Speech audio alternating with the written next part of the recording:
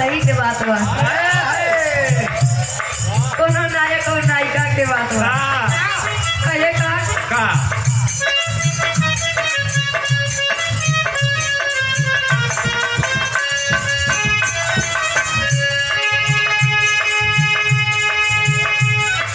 हे राजा हो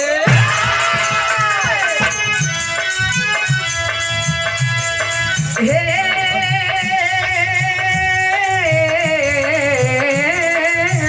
बलम हो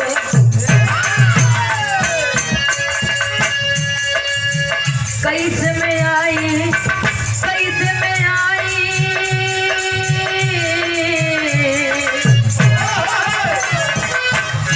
कैसे में आई बलम रहुरी से आवत में डर लागेला कैसे में आई बलम रहुरी से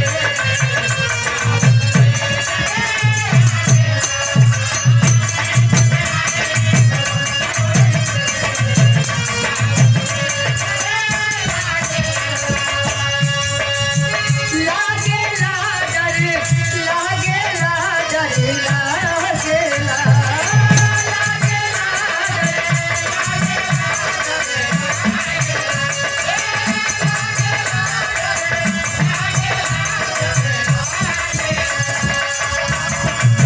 कैसे में आई बलम रहुरी से आवत में डर लागेला कैसे में आई बलम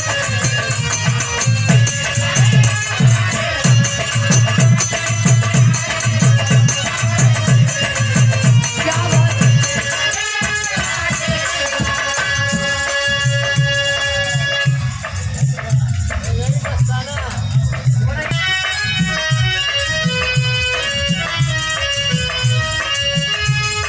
ए माई हो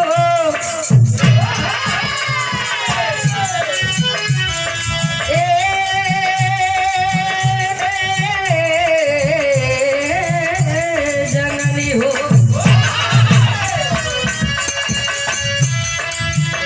बीड़ा वाली माँ बीड़ा वाली माँ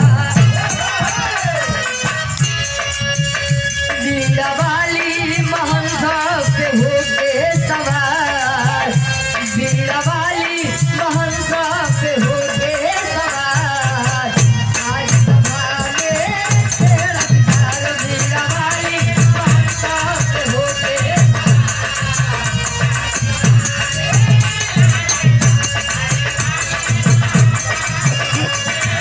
क्या बात है? छेड़ा सितार माई छेड़ा सितार माई छेड़ा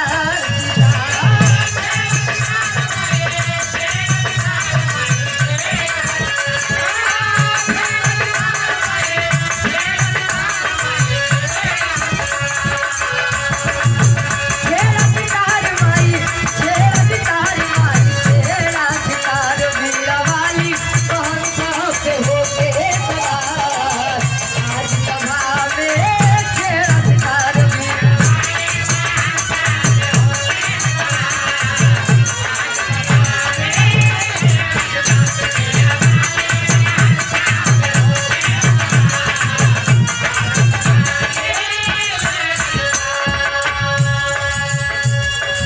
अंतरा के पहले अंताल में बिटिया अपने जन्मदायिनी बीड़ा वादिनी सरस्वती माई से कहे क्योंकि पढ़ने लिखने वाले संगीत से प्रेम रखने वाले लोग सभी आप माँ सरस्वती जी की पूजा आराधना वंदना किया करते हैं।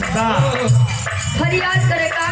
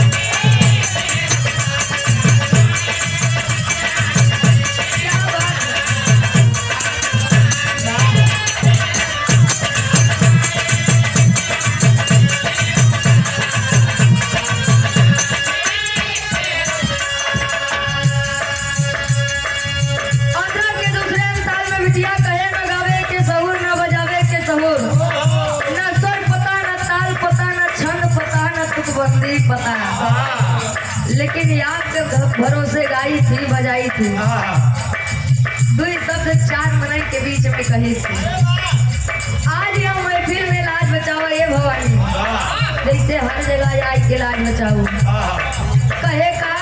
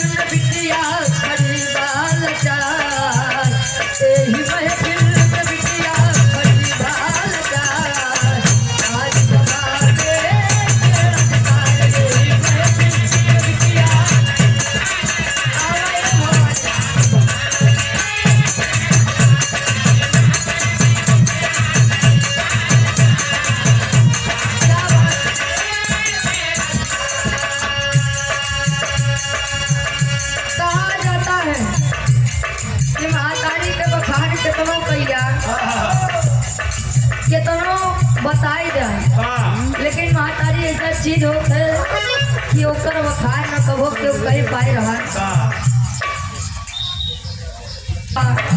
वहाँ बाग के हरियाली हमेशा बनाई के रखो। कहे का